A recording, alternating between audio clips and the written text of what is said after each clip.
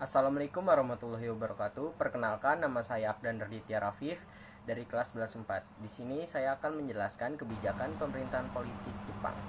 Kebijakan politik Jepang di Indonesia masa pendudukan berfokus pada pembubaran organisasi pribumi, sentralisasi kekuasaan melalui restrukturisasi pemerintahan, mengubah wilayah administratif seperti Ken, Su, Si, pembentukan organisasi propaganda Putra Jawa Hohokai untuk mobilisasi rakyat, serta penerapan propaganda saudara tua untuk menarik simpati.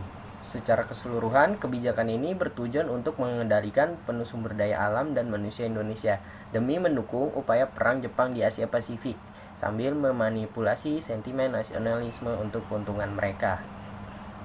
Pembubaran organisasi politik. Semua partai dan organisasi politik pribumi dibubarkan, aktivitasnya dilarang, dan diganti dengan organisasi bentuk Jepang.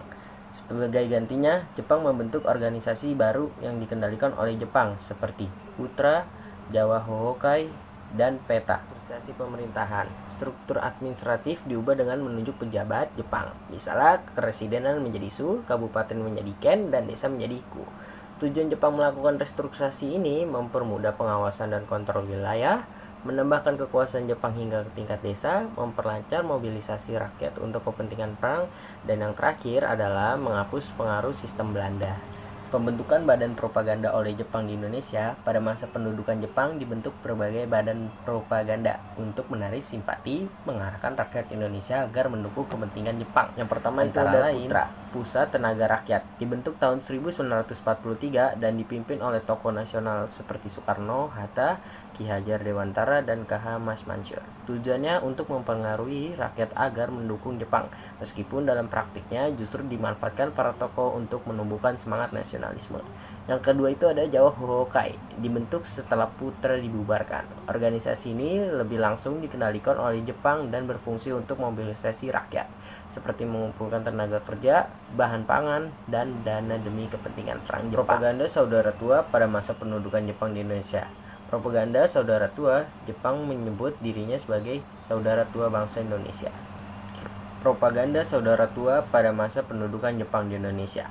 Propaganda saudara tua, Jepang menyebut dirinya sebagai saudara tua bangsa Indonesia dan menggunakan slogan seperti Jepang pemimpin Asia atau Asia untuk Asia.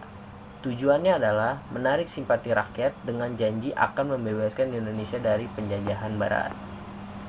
Namun, pada kenyataannya, propaganda ini hanya strategi politik. Jepang tetap melakukan penindasan eksploitasi tenaga kerja atau Romusha dan memanfaatkan sumber daya Indonesia demi kepentingan perang mereka. Propaganda ini disebarkan melalui berbagai media seperti poster, radio, surat kabar, pidato, hingga pendidikan di sekolah-sekolah. Jepang juga melibatkan tokoh-tokoh nasional Indonesia untuk memperkuat citra tersebut sehingga rakyat semakin percaya. Banyak masyarakat yang awalnya menyambut Jepang dengan harapan akan memperoleh kemerdekaan dan kehidupan yang lebih baik. Karena itu, propaganda atau saudara tua dapat disimpulkan sebagai alat manipulasi politik Jepang untuk menguasai Indonesia dengan cara halus, meskipun praktiknya tetap bersifat penjajahan. Pengendalian militer dan keamanan. Untuk menjaga kekuasaannya di Indonesia, pemerintahan Jepang membentuk sebuah polisi rahasia yang disebut Kempeitai. Kempeitai berfungsi sebagai alat pengawasan dan pengendalian masyarakat.